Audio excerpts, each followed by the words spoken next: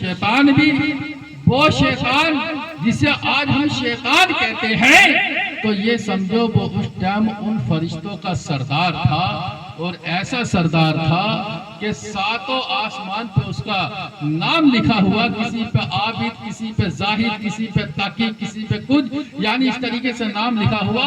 اور رب تبارک و تعالیٰ کی اتنی عبادت کرتا تھا، اتنی عبادت کرتا تھا، اتنے نمازیں اور سجدے کیا کرتا تھا، کتابوں کے اندر آیا ہے کہ اگر اس کے سجدے کو زمین پر بچھایا جائے، زمین پہ رکھا جائے، تو زمین کم پڑ جائے گی اس کے سجدے جب بھی جاتا ہے، لیکن رب تبارک و تعالیٰ کے حکم کی نافرمانی، رب تبارک و تعالیٰ کے حکم کی نافرمانی کری تو ملعون ہو گیا، شیطان ہو گیا۔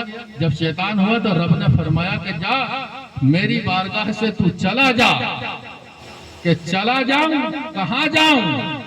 دنیا بھی تیری ہے، آسمان بھی تیرا ہے، زمین بھی تیری ہے، جاؤں تو جاؤں کہاں؟ یہ تو مجھے بتا دے کہ جاؤں تو جاؤں کہاں۔ وہ ایک شعر ہے، علامہ اقبال ہیں، مرزا غالب ہیں، کہ زاہد شراب پینے دے مسجد میں بیٹھ کر، یا وہ جگہ بتا دے جہاں خدا نہیں۔ وہ یہ بھی کہہ رہے ہیں یا تو مسجد میں بیٹھ کر شراب پینے دے مجھے، یا پھر ایسی جگہ بتا دے اگر وہ اللہ کا گھر ہے تو، یا یہ دنیا اللہ کا گھر نہیں ہے، یہ بھی تو دنیا کو بھی تو اللہ نہیں بنایا ہے، کہ زاہد شراب پینے دے مسجد میں بیٹھ کر، یا وہ جگہ بتا دے جہاں خدا نہیں۔ تو مرزا غالب کہتے ہیں کہ کافر کے دل میں جا وہاں خدا نہیں۔ وہ کہتے ہیں کہ نہیں، کافر کے دل سے آیا ہوں میں یہ دیکھ کر، خدا تو موجود ہے اس کے پاس لیکن اسے خبر نہیں، خدا تو موجود ہے اس کے پاس بھی لیکن اسے خبر نہیں۔ تو پتہ یہ چلا، شیطان نے کہا کہ میں جاؤں تو جاؤں کہاں؟ زمین بھی تیری، آسمان بھی تیرے، شجر بھی تیرے، حجر بھی تیرے، ورق بھی تیرا، ہر چیز تیری ہے، میں جاؤں تو جاؤں کہاں؟ رب نے فرمایا زمین پہ چلا جا، کہا زمین تیری ہے کہ جہاں جہاں گناہ فساد ہوں گے وہ جگہ تیری ہو، جہاں جہاں گناہ فساد ہوں گے وہ جگہ تیری ہو۔ کہا اگر میں زمین پہ چلا گیا، اگر میں زمین پہ چلا گیا تو تیرے بندوں کو بہکا دوں گا۔ رب نے فرمایا جو میرے بندے ہوں گے وہ تجھ سے بہکیں گے نہیں، جو میرے بندے ہوں گے وہ تیرے بہکاوے میں نہ آئیں گے، لیکن جیسی چلا نکل کر آیا، جیسی جھکا ہے، جھکنے کے بعد ایک بار آدم علیہ السلام کا مٹی کا پتلا بنا ہوا تھا، جیسی جھک کے دیکھا اور جاتے جاتے بھی حضرت آدم علیہ السلام کے پیٹھ پر یعنی پیٹ پر تھوک دیا پیٹ پر۔ اور جب تھوکا ہے تو رب تبارک و تعالیٰ نے فرشتے کو حکم دیا کہ اس جگہ کی مٹی اٹھا لو، جہاں جہاں اس نے تھوکا ہے، تو مٹی اٹھائی، اس کا کتا بنا دیا، کتا۔ اب چاہے کتے کے اندر 3 فطرت ہے، شیطان کا تھوک اس کے اندر ملا ہوا ہے، آدم علیہ السلام کی مٹی اس کے اندر ہے، اور جس نے بنایا ہے جبریل علیہ السلام وہ فرشتہ ہے، ان کے ہاتھ لگے ہوئے ہیں اس پہ۔ اب کتے کے اندر 3 فطرت کیا آئی کہ مٹی سے بنا ہوا ہے انسان کی، تو وہ انسان سے محبت بہت ہوتا ہے، اور ناپاک اس کا تھوک اس لیے ناپاک ہے، اس کے دانت اتنے مضبوط ہیں کہ وہ ہڈی کو بھی توڑ دے گا، لیکن لار اتنی پتلی ہے، تھوک اتنا پتلا ہے، کمزور ہے، اگر وہ بھاگے گا تو لار ٹکرے گا۔ تو اس میں شیطان کا تھوک ہے، یعنی کتا اگر ہمارے آگے پیچھے چھپ جائے، سوکھا کتا ہو، جیسے بیٹھا ہو، گیلا نہیں ہو کتا، نالی میں بیٹھا ہو، سوکھا کتا ہمارے کپڑوں سے لگ جائے یا پونچھ لگ جائے تو ہم ناپاک نہیں ہوں گے۔ ہاں اگر اس نے ہمیں چاٹ لیا، وہ اپنی زبان سے ہمارے کپڑوں کو چاٹ رہا ہے، اور ہم نے یہ دیکھ لیا کہ ہمارے کپڑوں پہ 1 بلان کے برابر یا 1 روپے کا دھپا لگ چکا ہے، اس کا تھوک لگ چکا ہے، تو اب ہم کپڑے بدلیں گے، اور نہانا غسل بھی کرنا ہمارے لیے ضروری ہے۔ ٹھیک ہے، تو کیا مٹی سے بنا ہوا اس لیے انسان سے بہت محبت کرتا، اس کا تھوک اس لیے ناپاک ہے کہ شیطان کا تھوک ہے، اور وہ رات میں سوتا اس لیے نہیں ہے، لیتا تو رہتا ہے لیکن سوتا اس لیے نہیں ہے کہ جس فرشتے نے اس کو بنایا ہے جبریل علیہ السلام، وہ کبھی سوتے ہی نہیں، وہ سوتی نہیں، وہ رات دن جگتی، کیونکہ فرشتوں کو نیند نہیں آتی، وہ نور ہے اور نور کو کبھی نیند نہیں آتی ہے۔ تو تین چیزیں کتے کے اندر ملی ہوئی ہیں، یہ انسان سے محبت، اس کی لار جو ہے وہ ناپاک ہے، سوتا اس لیے نہیں ہے کہ وہ حضرت جبریل علیہ السلام ایک فرشتے نے بنایا ہے، لیکن لوگوں بتانے کا مقصد یہ تھا کہ حضرت آدم علیہ السلام کو، ان کی بیوی حوا کو شیطان نے پھر بہکا دیا کہ گیم کا دانہ کھا لو، انہوں نے ایک لرزش کر لی اور کرنے ایک بھول ہو گئی، یہ کہہ لو اس بھول کی سزا کاٹنے کے لیے آدم علیہ السلام دنیا کے اندر آئی۔ آدم علیہ السلام کو سوچنے کی بات ہے، جنت سے نکال کر رب تبارک و تعالیٰ پہلے آسمان پہ بھی چھوڑ سکتا تھا، دوسرے آسمان پہ بھی چھوڑ دیتا، تیسرے آسمان پہ بھی چھوڑ دیتا، لیکن نہیں چھوڑا، بلکہ دنیا میں بھیجا، دنیا میں کہ جاؤ سزائیں کاٹنی ہے تو دنیا کے اندر چلے جاؤ، زمین پر چلے جاؤ۔ اور آج ہم انسان زمین پہ سکون ڈھونڈ رہے ہیں تو ہم بڑی بھول میں ہیں، اس بات کو ہم بھول جاتے ہیں۔ وہ ساری دنیا انسانیت کا باپ جس کا نام آدم علیہ السلام ہے، 1000 سال زندگی رکھنے والا وہ آدم علیہ السلام، وہ آدم علیہ السلام کہ 1000 سال تک زمین پہ تو رہے، لیکن زمین کا پانی کبھی نہیں پیا ہے۔ آسمان سے برسات ہوتی تھی جبھی ہی پانی پیا کرتے تھے، زمین سے کبھی پانی نہ پیا کرتے تھے۔ وہ آدم علیہ السلام ایک چھوٹی سی لغزش ہو گئی ان کی بیوی سے کہ ایک گیہوں کا دانہ کھا لیا تو 300 سال تلک زمین آسمان کی طرف نظر اٹھا کے نہ دیکھا ہے، آسمان کی طرف نظر اٹھا کے نہ دیکھا، اور جب نہ دیکھا تو 300 سال تلک روتے رہے اور یہی کہتے رہے کہ اے میرے پروردگار، میری غلطی کو معاف کر دے، میری خطا کو در بدر کر دے، لیکن کچھ بھی یاد نہیں آ رہا۔ 300 سال ہو گئے، دعا قبول نہیں ہو رہی ہے، معافی نہیں مل رہی ہے۔ آدم علیہ السلام لیٹے ہوئے ہیں، 300 سال ہو گئے ہیں، لیکن ایک فرشتہ ہے جس کا نام جبریل علیہ السلام ہے۔ جب آدم علیہ السلام بیٹھے ہوئے ہیں تو آدم علیہ السلام جب زمین پر آئے تو ان کا جسم بالکل ننگا ہوا تھا۔ ان کی ایک نشانی تمہارے پاس بھی ہے مسلمانوں، ہم نے غور نہیں کیا ہے، کیونکہ وہ ہمارے باپ ہیں آدم علیہ السلام، اور ساری انسان جتنے بھی ہیں انہی کی اولاد ہیں۔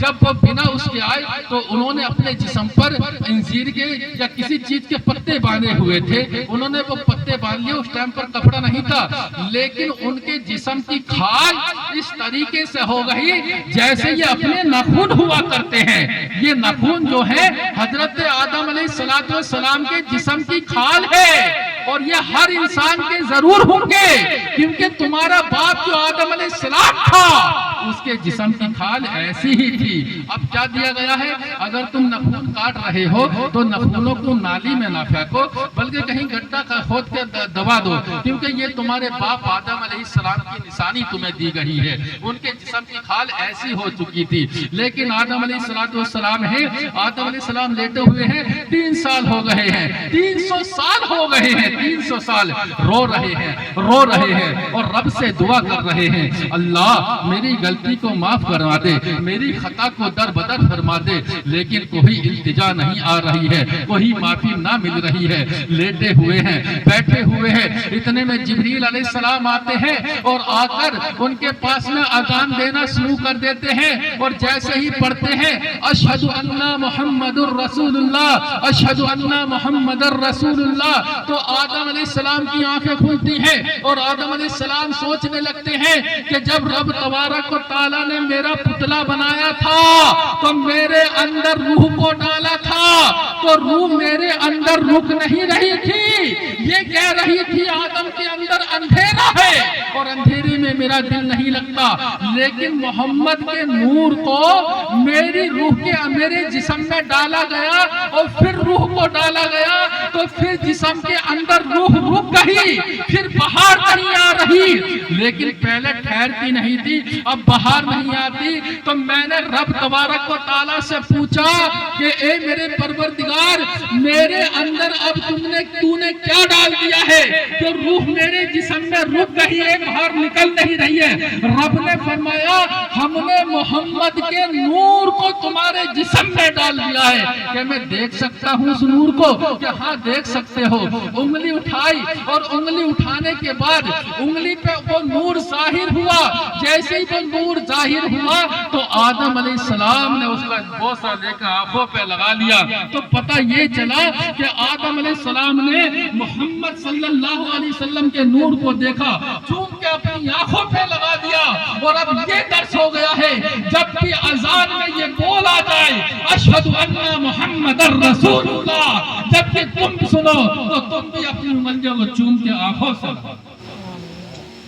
تم بھی اپنی انگلیوں کو چوم کے آنکھوں سے لگا لیا کرو، کیونکہ ادھر ہمارے تمہارے باپ آدم علیہ السلام نے لگائی تھی۔ اب یہ ہمارے لیے بھی ضروری ہے کہ جب محمد کا نام ہم سنیں تو اپنی انگلیوں کو چوم کے آنکھوں پہ لگانا، کیونکہ آدم کی انگلی میں نور چمکا ہوا تھا۔ لیکن آدم علیہ السلام فرماتے ہیں میں نے 300 سال تک میں روتا رہا، میری دعا قبول نہ ہوئی، لیکن جبریل علیہ السلام نے جب میرے پاس میں آ کر کے آذان دی، میری آنکھیں کھل گئی کہ محمد کو تو میں جانتا ہوں، محمد کا نام میں نے جنت کے بالا خانوں پہ لکھا ہوا دیکھا ہے، اس محمد کا نام میں نے جنت کے دروازوں پہ لکھا ہوا دیکھا تھا، محمد کا نام میں نے حوروں کی گردنوں پہ لکھا ہوا دیکھا ہے، محمد کا نام میں نے جنت کے پردوں پہ لکھا ہوا دیکھا تھا۔ آدم علیہ السلام نے فرمایا میرے پروردگار، میں آدم علیہ السلام فرماتے ہیں میں سمجھا کہ جب رب تبارک و تعالیٰ کو اس نام سے اتنی محبت ہے تو جس کا یہ نام ہوگا اس سے کتنی محبت ہوگی۔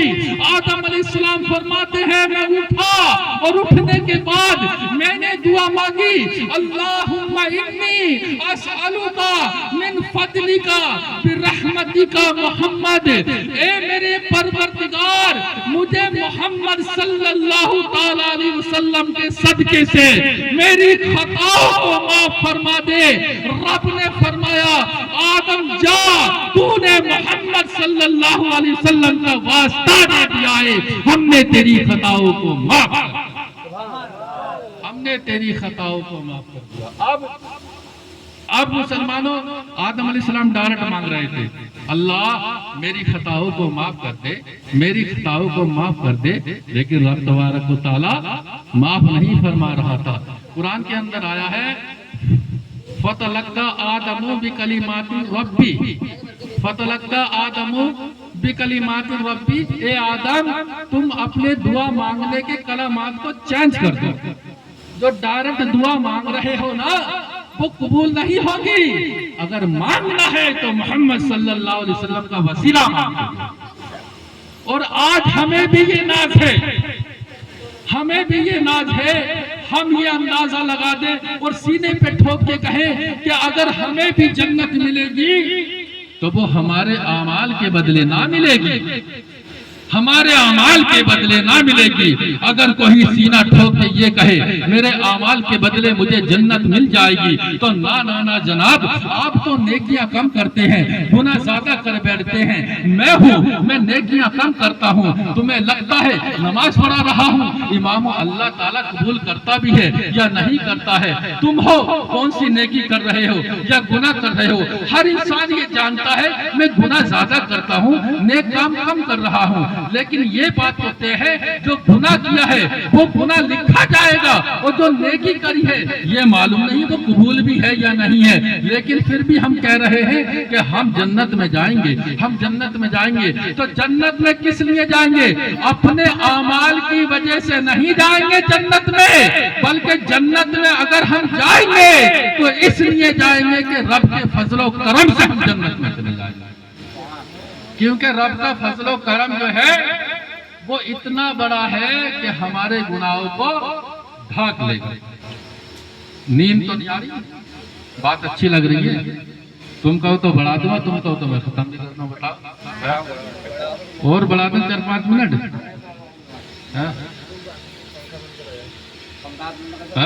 تو یہ کیا تھے؟ یعنی ہم اپنے اعمال کو نعمت سے جائیں گے. کوئی بھی ہو کوئی کوئی بھی ہو کوئی یہ کہے کوئی بھی ہو کوئی یہ کہے ارے چلو بنی کر دو ران دے بیٹے ران اتنا مہربان مطلب ماموں پہ درود شریف پڑھی اللہ رب محمد صلی اللہ علیہ وسلم صلاۃ والسلام علیک یا رسول اللہ صلی اللہ تعالی علیہ وسلم. تو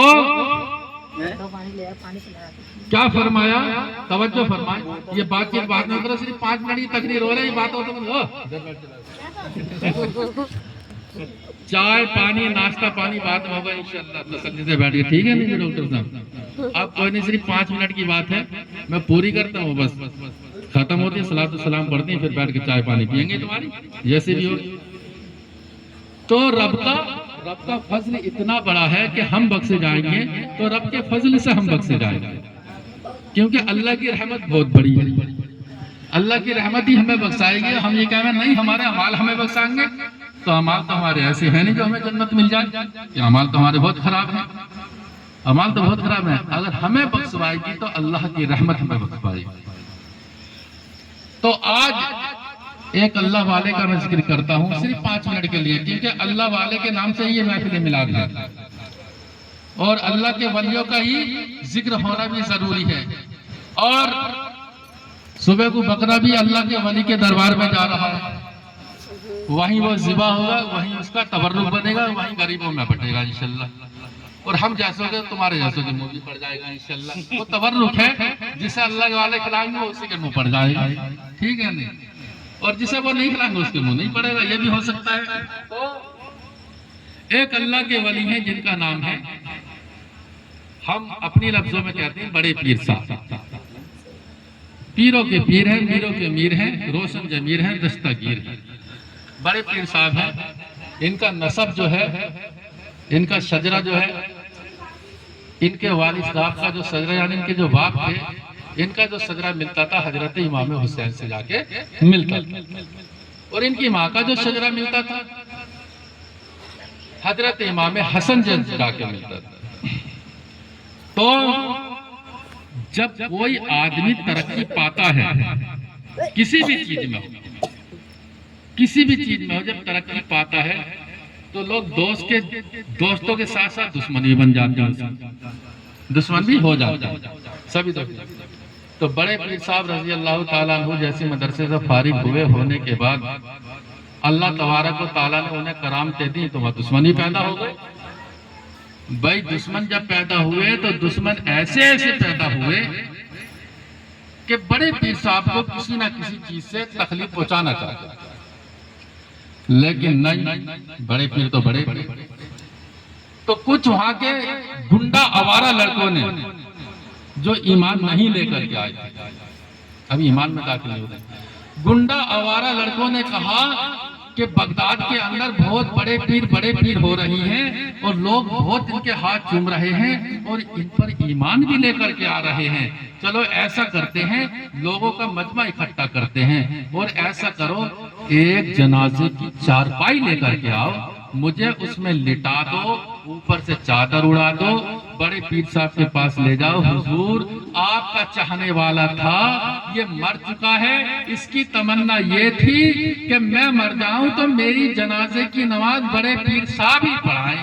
اور جیسی وہ جنازے کی نماز پڑھانے کے لیے کھڑے ہوں گے اور جیسی نیت مانیں گے اللہ اکبر کہیں گے، میں ایک دم چارپائی کو اٹھ کے بیٹھ جاؤں گا اور سب میں ڈھنڈورا یہ پٹ جائے گا کہ اپنے آپ کو بہت بڑا پیر مانتے ہیں، لیکن یہ معلوم نہیں ہے کہ چارپائی پہ مردہ لیتا ہے زندہ لیتا ہے.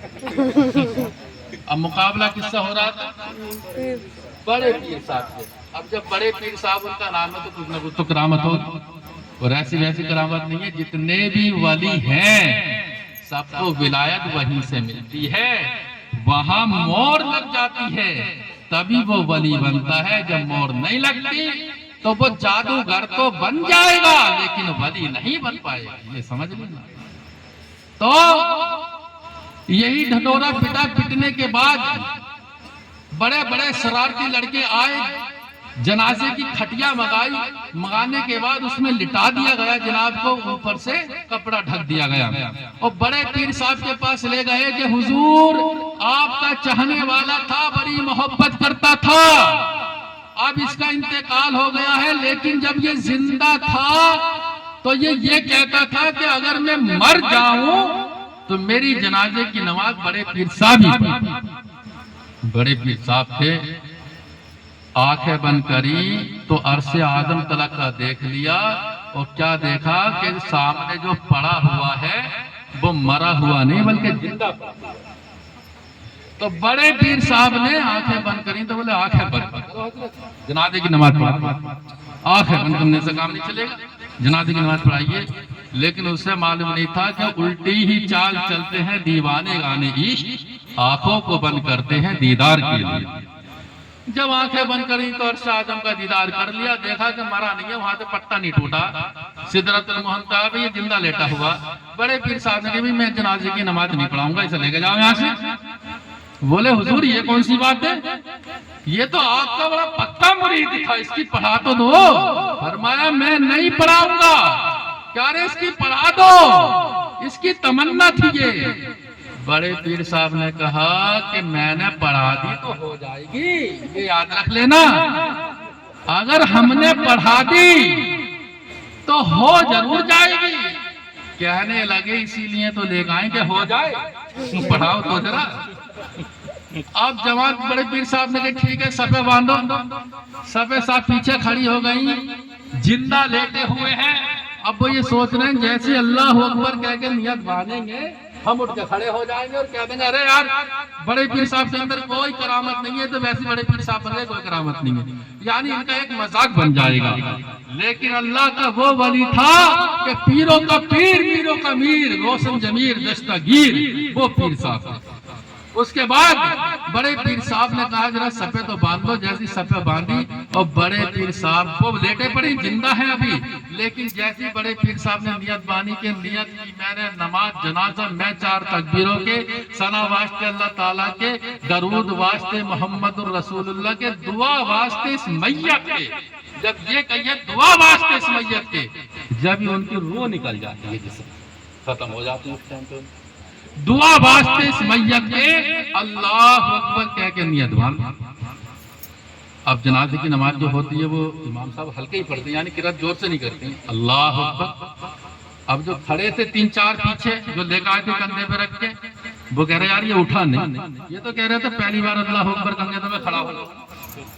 تو دوسرا والا بولا بہت بڑا والا چلاک ہے یہ، پہلی بار اللہ اکبر کہنے پہ نہ اٹھے گا، دوسری بار بڑے پیر صاحب نے دوسری تکبیر بھی کہہ دیا اللہ اکبر، پھر بھی نہ اٹھا، تو تیسرا بولا یار یہ اب بھی نہیں اٹھا، کیا بات ہے؟ تو بولا ارے بہت بڑا چلاک ہے یہ، تیسری تکبیر پہ نہ اٹھے گا، چوتھی تکبیر پہ ضرور اٹھ جائے گا۔ تیسری بول کے بولے اللہ اکبر، بولے یہ تو اب بھی نہ اٹھا، سو تو نہ گیا یار یہ چارپائی پہ لیٹے لیٹے۔ بڑے پیر صاحب نے چوتھی تکبیر بول کے اللہ اکبر کہہ کر السلام علیکم ورحمت اللہ، السلام علیکم ورحمت اللہ، سلام پھیر دیا۔ سلام پھیرنے کے بعد بڑے پیر صاحب ہٹے اور جو دوست کندھے پہ رکھ کے لے کر آئے، انہوں نے جیسی چادر اٹھا کے دیکھی تو صاحب آنکھیں بند ہیں، منہ پھٹا پڑا۔ یہ کیا ہوا، لٹارا تو تھا، زندہ لیٹا تھا، اور یہ تو بالکل ہی ختم ہو گیا ہے۔ جیسے دیکھا یہ ختم ہو گیا، بڑے پیر صاحب کے قدموں پہ گر گئے اور کہنے لگے حضور یہ کیا بات ہے، ہم تو اسے زندہ لے کر کے آئے تھے، یہ مر کیسے گیا ہے؟ بڑے پیر صاحب نے کہا ارے نادانو، میں نے تجھ سے کہا نہ تھا کہ اگر ہم جنازے کی نماز زندہ لوگوں کی بھی پڑھا دیتے ہیں تو ان کی ہو جاتی ہے؟ ہم نے تجھ سے کہا نہیں تھا کہ ہو جائے گی، ہم نے پڑھا دی تو ہو جائے گی۔ کہنے لگے حضور ہم سے غلطی ہو گئی ہے، ہم تو آپ کا مذاق بنانے کے لیے آئے تھے لیکن خود ہی مذاق بن گئے۔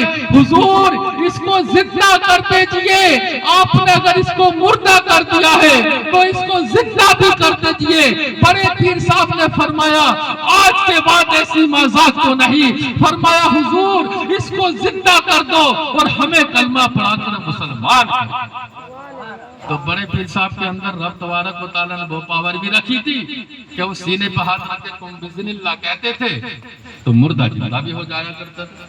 کہاں سینے پہ ہاتھ رکھ کے زندہ ہو گئے, زندہ ہوتے قدموں میں گر گئے, یا غوث آدم عبد القادر جیلانی ہم سے بڑی بھول ہوئی ہے, ہمیں کلمہ پڑھا دو اور جنت میں پہنچا دو اور جہنم سے پہنچا کے ہمیں جنت میں پہنچا دو. تو یہ تھے اللہ کے ولی. یہ وہ ولی ہوتے ہیں لوگوں کہ ان کے دربار ایسے ہیں. آج کے دور میں جو دربار ہم دیکھ رہے ہیں کہ اس دربار میں ہندو بھی جاتا ہے, مسلمان بھی جاتا ہے, پنجابی بھی جاتا ہے, لڑکا بھی جاتا ہے, لڑکی بھی جاتی ہیں, ہر طریقے کا انسان وہاں پہ جا رہا ہے.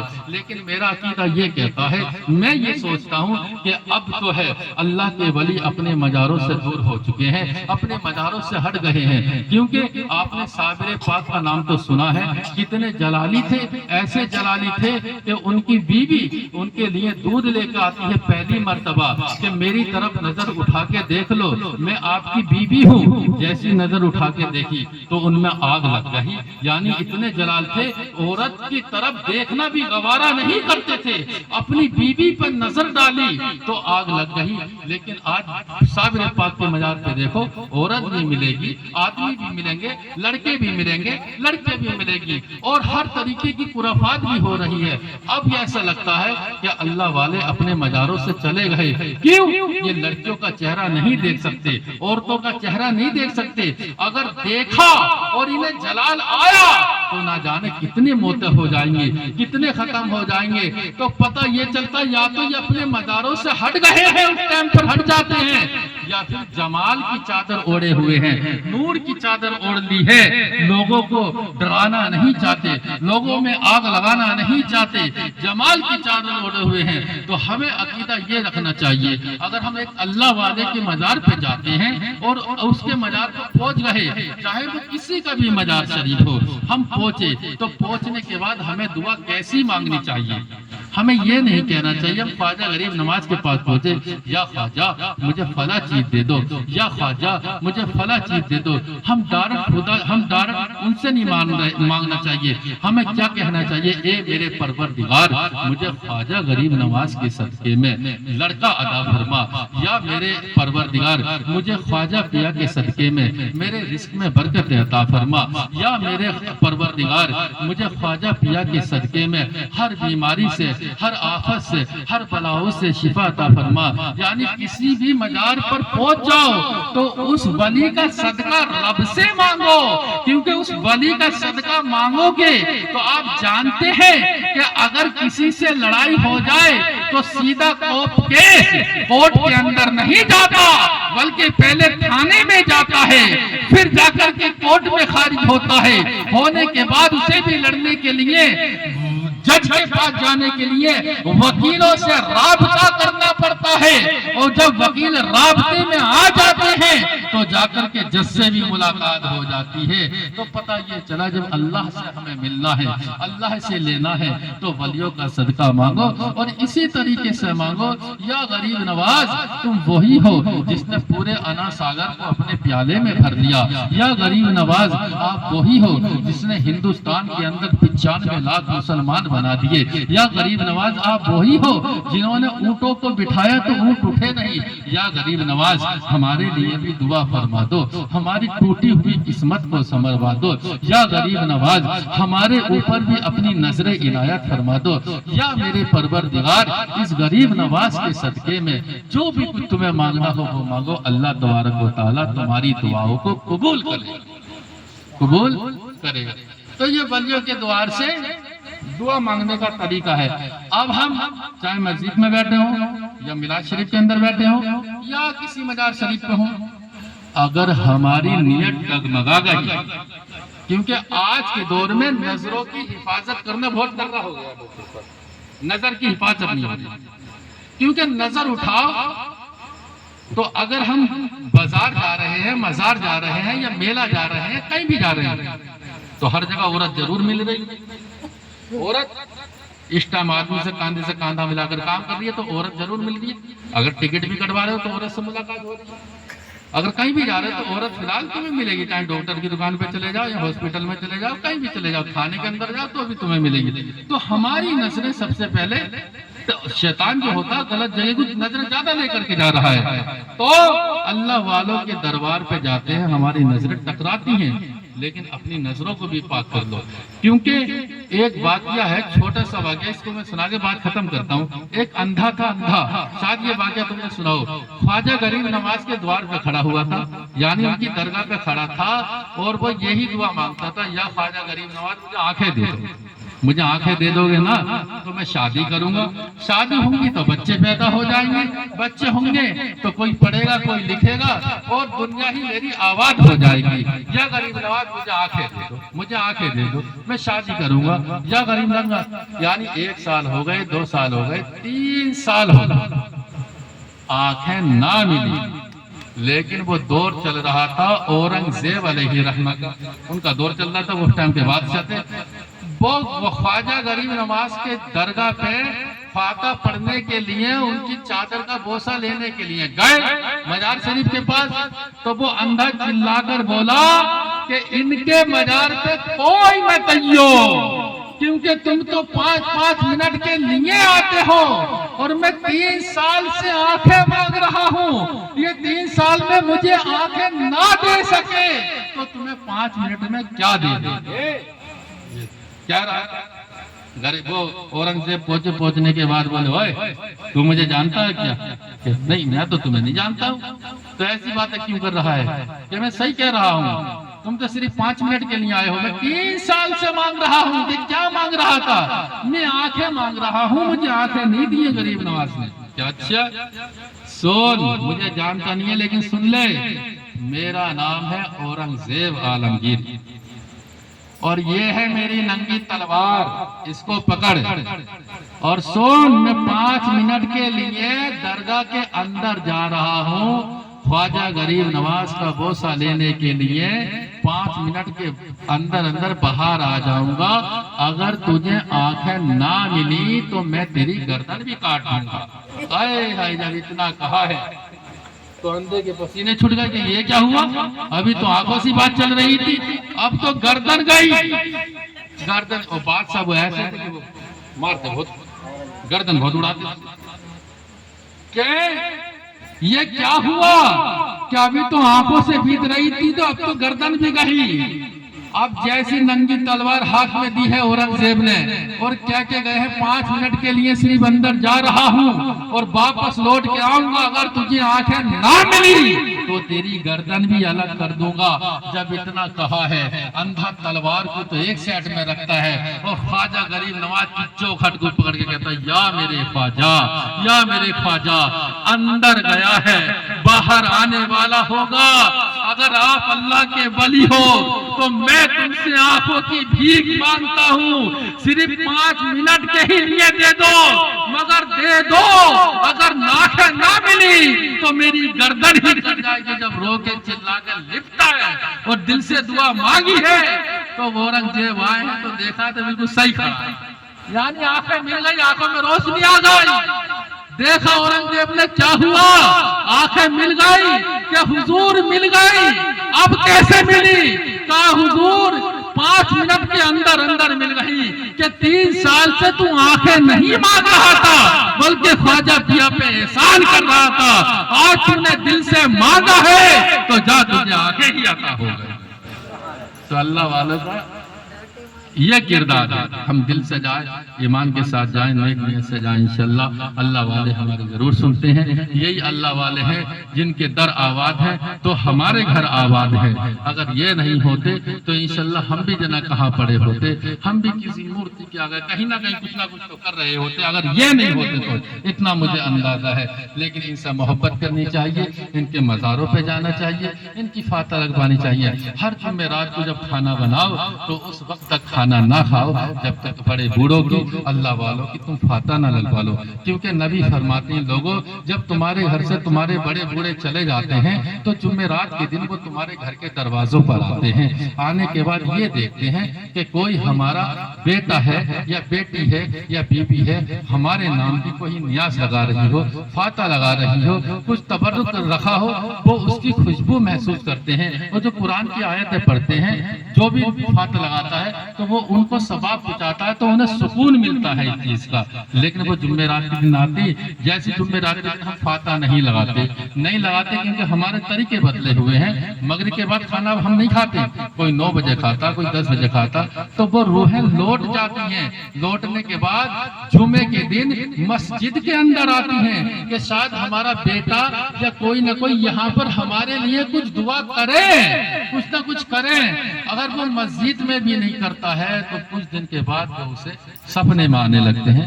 ہم نے دیکھا سپنے میں آتے ہیں، کوئی کہتا میرے ابا مجھے دکھائی دیے، میری امی مجھے دکھائی دی. وہ سپنے میں آ کے یہ التجا کرتے ہیں بیٹا ہمارے لیے دعا کرو. ہم یہ اس طرح دلدل میں پھنسے ہوئے ہیں جیسے کوئی انسان پانی میں ڈوبتا ہے اور وہ یہ چاہتا مجھے کچھ سہارا مل جائے تاکہ میں اس کو پکڑ کے پار ہو جاؤں. اور کہتے ہیں کہ ڈوبنے والے کے لیے تنکے کا سہارا کافی ہے. اسی لیے مرنے والا انسان ہوتا ہے اسے ان چیزوں کی ضرورت ہوتی ہے. اور یہ سال ثواب یہ چیزیں ہونا بھی ہمارے لیے ضروری ہے، کرنا چاہیے، ہمیں کرنا چاہیے. اس سے ہمارے گھروں میں برکتیں آتی ہیں، ہماری عمر میں رزق میں برکات آتی ہیں. اور انہی اللہ والوں کے ذریعے سے آج ہم زندہ ہیں، ہمارے ایمان قائم ہے. اللہ تبارک و تعالی ہم سب کو نیک عمل کرنے کی توفیق عطا فرمائے. میرے بولنے میں، آپ کے سننے میں جو بھی غلطی ہو گئی ہے اللہ تعالیٰ اسے معاف عطا فرمائے. ایک بار استغفار پڑھیں، پڑھیے استغفر اللہ ربی من کل ذنب واتوب الیہ وما علینا الا البلاغ. کلمہ طیبہ پڑھیے لا الہ الا اللہ محمد الرسول اللہ. السلام علیکم ورحمۃ اللہ وبرکاتہ.